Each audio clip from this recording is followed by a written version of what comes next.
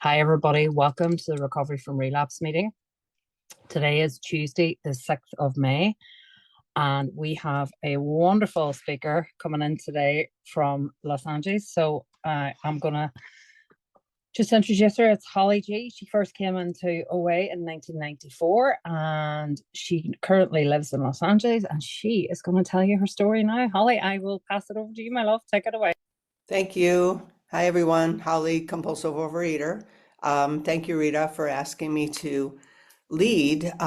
It's always an honor and a privilege, of course, to even be in a meeting, much less lead a meeting of Overeaters Anonymous. I'm going to tell you a little bit about what it was like and what happened in my relapse experience and what it's like today. That's the most important thing, is what it's like today, of course.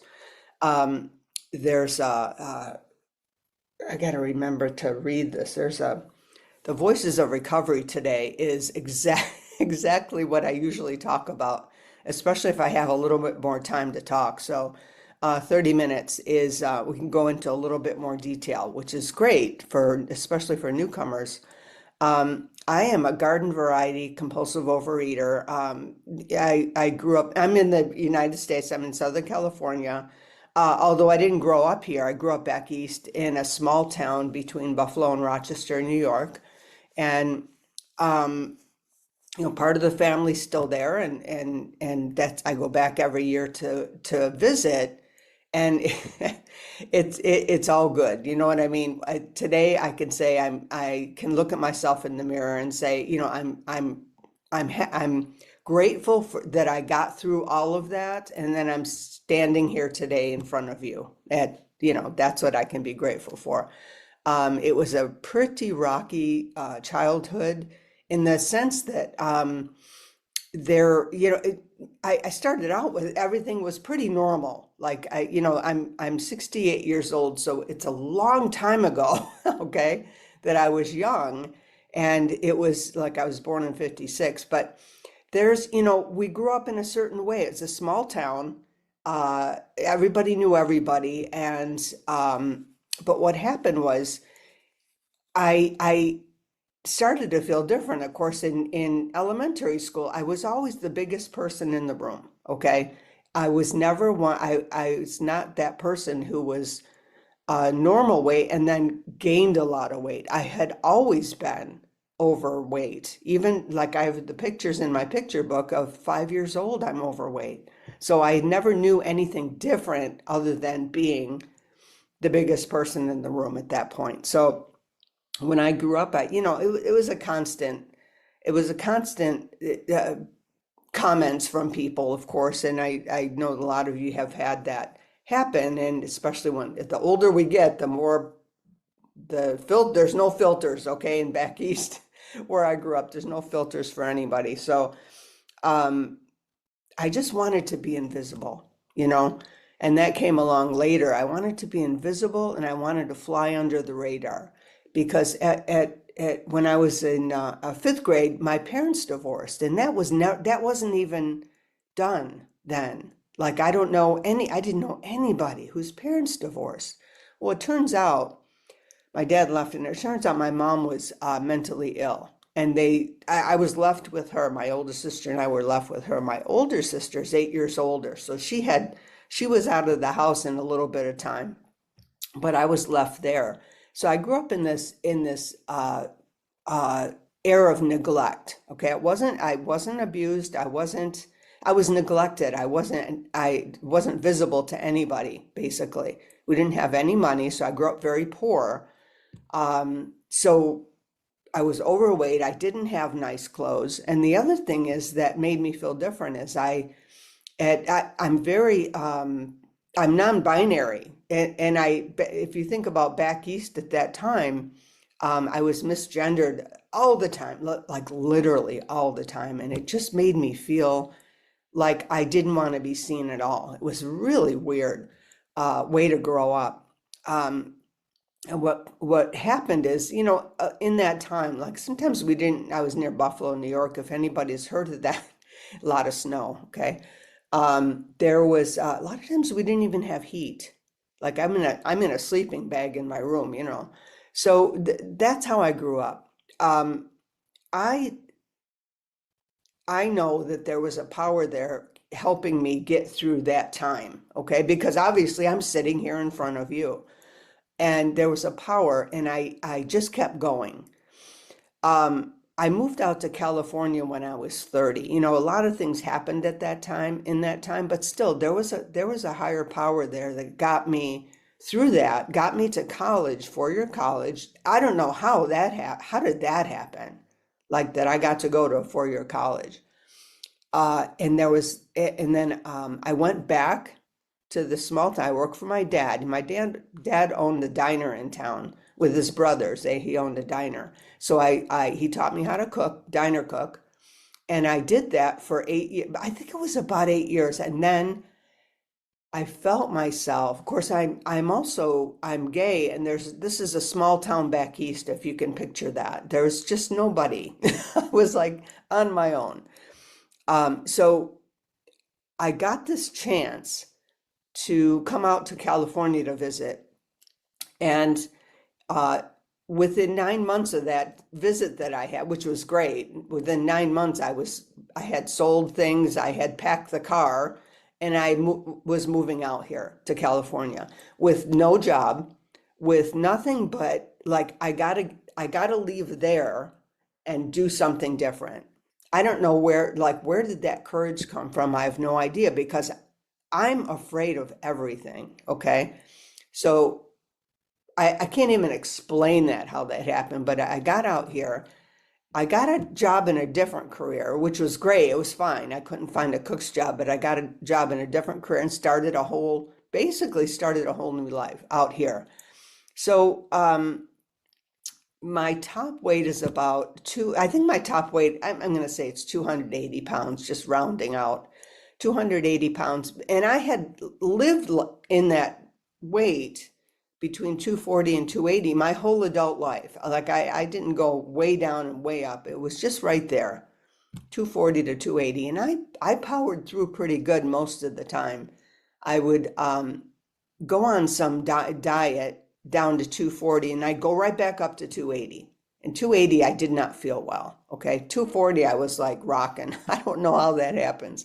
But, and that's how I lived for the longest time. But other than the physical, though, I learned this new career and there was a lot of people, like I had to talk to a lot of people in this time. I was doing okay, but like, here's how I used to eat. I would I'd eat 3 meals, okay, and then but every stop I had to make for my work, I most of my stops that I had to make for work were we call it over the hill in Los Angeles. I live in the valley, San Fernando Valley. So most of this, I had to stop and get something to eat before I would go to the next stop because I was terrified, basically terrified to go on to that next stop. There was some dicey things too. So it wasn't that it was unfounded terror, but I didn't want to, I had to deal with people and I was not good at that. But I did it and I would eat and I'd go and then I'd get home and I'd eat all the way till I went to bed. Okay. So it was a constant thing. Um, and that's how I maintained this 280-pound cushion around me was by, eating all the time. So I did that. Um, my the other part of it is how I felt inside, which was um, before I left back east, I felt very, really, really dead. Okay, that's what kind of prompted me to move. And when I got into a relationship after I moved to California, it's my first relationship. I hadn't been in one before, and with a drug addict, which is not a good thing. Was not a good thing. Okay, it was a horrible relationship, but I had no filter. All right, I just said somebody's paying attention to me, and it was the first person to actually pay attention to me, and I got into this relationship, but luckily, again, higher power stepped in and put me into Al-Anon right away, which was and that put me into a group of people that was I went to an Al-Anon group that was focused in the LGBTQ community, and I like sat down, and everybody was so lovely, and that's when I started to talk. Okay, it was slow, but I started to talk, and they let me hang with them, and I started to just be. So this is about 5 or 6 years after I moved to California. And then, of course, in that group are people that are in Overeaters Anonymous. So that was my first time in. I knew I had to go, and that was fine. I just talked to the people, and I started going to meetings in the first time. That's But 10 here's what minutes. I is that 10? Great. Okay. Um, so the first time I went to a lot of meetings. It was all good. I got to know a few people, and I got an abstinence. That was the most important thing. I got an abstinence, which was the opposite of what I was doing. So my abstinence then, which I knew what it had to be 3 meals a day, because I was like, I told you, I was just grazing the whole day. 3 meals plus grazing in between, because boy, did I eat those meals. Okay, don't get me wrong there. So 3 meals a day, and I had stopped eating sugar a while before that because it was really making me sick. I just replaced it with other things. It didn't do anything with the weight. It was like I was so nervous that when I ate sugar, it would make me physically ill. So I that was my abstinence, and I was going to meetings, but I really didn't keep a sponsor. I would ask people, and I really wouldn't call them. I would ask another person, I'd call in my food for a while, and just not, I didn't sit all the way down, but I did enjoy being and learning and getting this abstinence. Boy, did I feel better at 3 meals a day. I really did. It took some of that, anxiety away, but I never like worked the steps. I never started. So what happened was when I left, I had gotten into a good relationship with an available person, um, and we started to get together and date. And I thought, oh, okay, this is great. And we moved in together. It was really nice. And at that point, I walked right back out of program. Like it wasn't even a conscious, I'm leaving. It was my meetings reduced. I didn't start eating, but everything else went by the wayside. I just walked right back out, and until I realized I'm not even going to meetings anymore. So 8 years passed, and this time I'm not going to meetings. I didn't really pick up food too much. I didn't pick up sugar really, but it got sketchy. Okay, it gets sketchy after a little while. And I was in a relationship with this partner, and we had a catering company working out of the house. That's also not recommended, okay, for a compulsive overeater in and not going to meetings. But it kept me at that 280 pounds most of the time, working really hard. Now, the other part of me is I'm pretty much an overworker as well, and you'll get to see that after a while. But things were okay. Honestly, things were okay. And then they started to decline. As soon as we stopped this catering company, um, I had a little more time. I was working really hard, and I felt myself again, same feeling as when I was back east, like dying inside. That's what I felt like. Like I was losing all of my personality. It was kind of gone. I was existing, I was going to work, and this relationship. One by one, the friends are leaving, and I'm just existing. And it really scared me. That's what scared me back into program. So when I came back in, there was a summer of 2002 that a bunch of little annoying, weird things happened. Even with my sister coming out for a visit from back, that didn't even go well. Things were not going well. They were just declining, and I was declining. So in that summer, I had this thought, higher power put this into my head. Why don't you go back? Why don't you go back? I live in the middle of a place where I could go to a meeting every day, and this is all in person, of course. Um, why don't you go back and actually do a 4-step, like get a sponsor, work the steps and do a 4-step. And then literally you can, if it doesn't work, you can leave. But why don't you give it a good solid try? And I did that by August of 2002. I went back to program and I started to I sat, number one, the first meeting I went to, I didn't even make it through the whole meeting. I had to leave after like 45 minutes.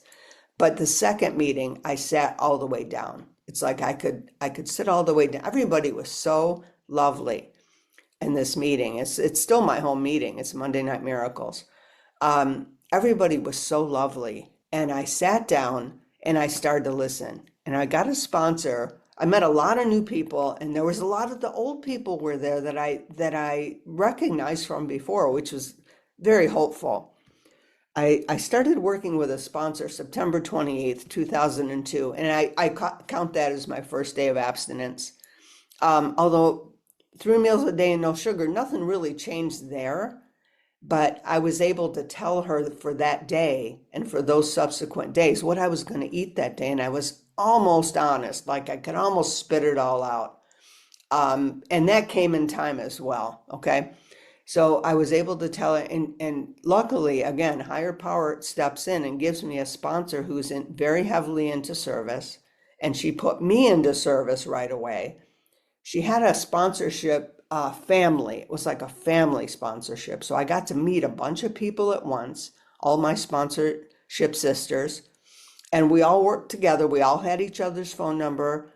We would call during the day. I knew who to call that wasn't working when I was. So if I got in trouble, like going into Costco, like I could not go to Costco without going to the snack bar. And I was able to go because I had to go for work. I had to do these things. Book in that visit to Costco. I'm gonna just get those paper towels. I'm not going not going to the snack bar.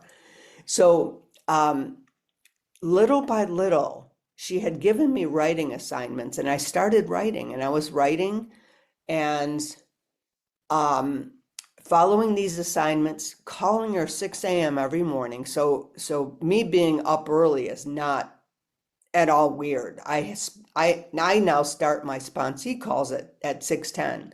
So it's not weird. It's not a push for me to be here at 6 a.m. So I started to do that, and little by little, I kind of fell into a comfortable place, like I was doing the writing. So what happened was, when I walked back into program, as I told you, it had nothing to do with weight. I was the same weight, didn't matter. I was used to being 280 pounds. I could function at that weight. I thought it was functioning. I could do that. And I had no hope. I had lost any hope of being any different. I had to be different in my life. That my emotions were shot. So when I came back in, I had no hope of losing weight. Although I wanted to go back to that 3 meals. I was almost there, but I wanted to go back to that 3 meals a day because I knew I felt better. I wasn't thinking about food all the time. So but what happened was month after month, my sponsor told me to weigh once a month. I had asked her for help with my food about a month in, I think, of calling her. She was a 100-pounder, and she was on her way down as well. So I'd asked her, can you help me with this? Help me, and she did, and we got a food plan that was basically right, a weight losing food plan, other than just maintaining. And I ate three big meals a day is how I started. I had to start where I was. So 3 big meals a day. And she gave me this plan. I mean, we were doing all the same thing. Like all of us were eating the same way. So that was great. But what happened was every time I weighed, it was a little bit less. And I would look at it and I'd report into her, and I filed that away, that, oh my God, like, when is this going to stop? When is I'm going to go back up? Like, I didn't worry about it, but I would file it away. I wasn't focusing on that. I was meeting people, and I was doing service, and I was doing this writing and calling her. So in 2.5 years, I was at a healthy body weight. I don't know how that happened. I would file it away and I wasn't concentrating on it, but it was happening. And every little thing in there was like a revelation. Okay. When one loses 100 pounds, now this is now 145 pounds that I'm down. I've been sitting in a healthy body weight now for, again, it took me about 2.5 years to lose that weight. And then I kind of had to level off. That was another thing. But to be at that different of a weight that's a whole share in itself. The things that come up with 100-pounder, getting to a healthy body weight, which I can't go into. Thank you. Excuse me. It's a lot of talking, I'm not a talker. Anyway, I'm still quiet. But so all this is happening, okay? And I'm settled into a program. I started to sponsor women. Started to sponsor, somebody wanted to call in their food to me. And I said, okay, I asked my sponsor first, yes, you're pretty solid by now and you can take somebody's food. A person called me at the same time every day, just like I called my sponsor. And then and then I started to sponsor people through the steps and everything, which was every time every sponsorship relationship, I did everything wrong to begin with, which was, but that's okay because we all have to figure this stuff out. I just did, I would do what my sponsor did with me, but recognize that everybody's abstinence is different and everybody's different and their situation is different. So that's a learning process, and sponsorship is that's a whole nother share in itself. So as I'm working my way through, things are pretty stable and I'm chugging right along. About 10 years in, I found that I had to leave my relationship. Things were declining. There was a lot going on. I got myself into a little bit of a scratchy place, and I thought, and what I've learned in this program is I've learned to, before making any big decisions, I work the steps through on that situation. Okay, so I did that. I grabbed a couple of women in the program, long timers in the program, and they helped me work this through. Okay, my sponsor at the time was a little too close to the situation. I worked with a couple of other women that were a little bit set aside. Okay, and that was the best thing I could do. The decision was made. I got some outside help, and decision was made to leave. And I did that because of this group of women in the program. I did that with very minimal amends to make, very general and minimal, because I did things the right way. And this is what I've learned in program, okay? To do things in a way that's like I'm in recovery and listening to people and learning from all of you. My higher power got a chance to develop like this relationship. Although, as I told you, I know I always was very protected by something. But to develop this relationship with a higher power that's more like a guide rather than a God, like a picture on the wall. It's not like that. It's more like a guide, like a personal relationship. So that developed over time, mostly by listening to all of you talk about your higher power and what happened to you. That's how I started to develop mine. So interesting enough. So I think the theme that I've really zeroed in on in my recovery is consistency.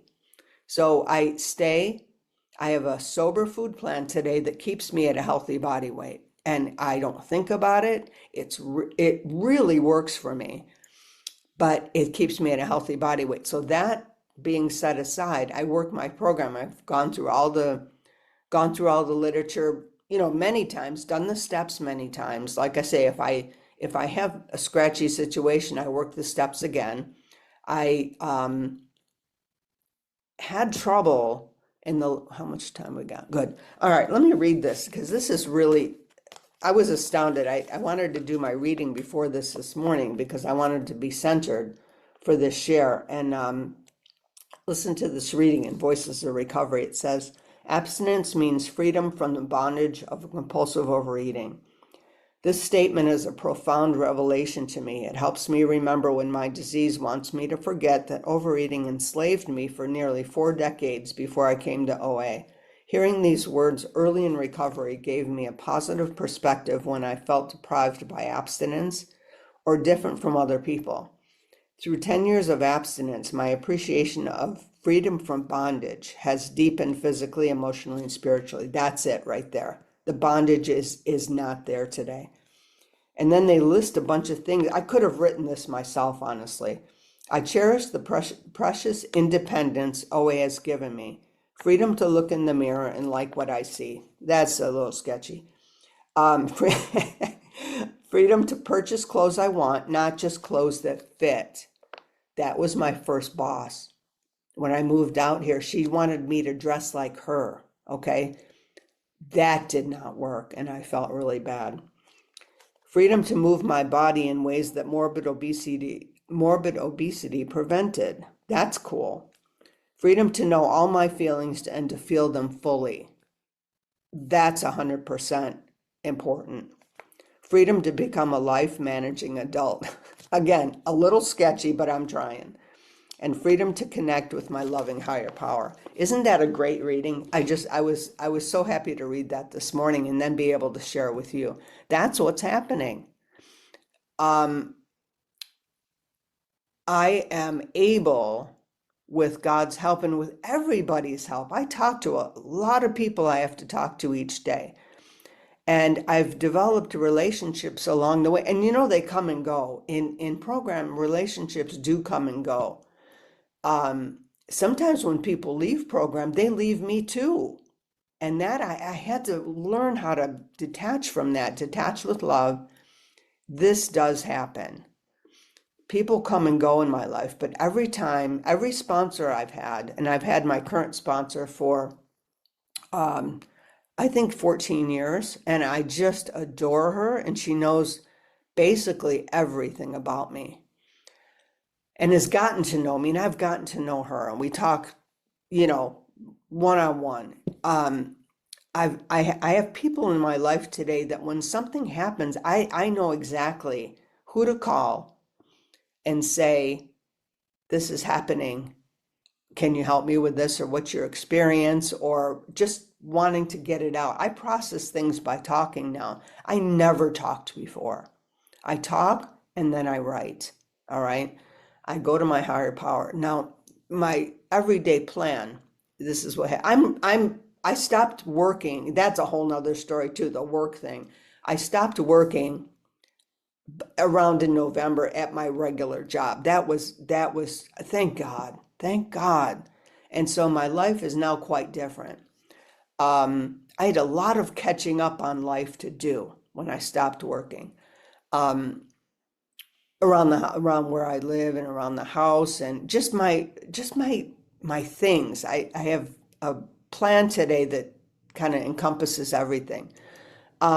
What I do each day though is in the morning, I have sponsee calls. I get up, I read 3 different meditation books. I'm still in both programs. And I read 3 different meditation books. I write a letter to God for the day, like what's going on, what do I need help with, what do I want to get out. And I take my sponsee calls and I do exercise. I do five meetings a week, one of the other program and 4 OA regularly. But of course, if I'm speaking or I need to pop in somewhere, I do that. Thank God for Zoom, right? I do go to in-person meetings, 2 of them per week, which I'm very grateful for. But I'm also grateful for Zoom. At night, after dinner, I do a 10-step. It's kind of extensive because I've made it custom to myself. I do a 10-step and I write out my food for the next day and I send those 2 things to my sponsor. So at the end of the day, my sponsor knows kind of what happened and that I'm okay. One And minute. okay, thank you. That I'm okay. And then here's what I'm going to eat the next day.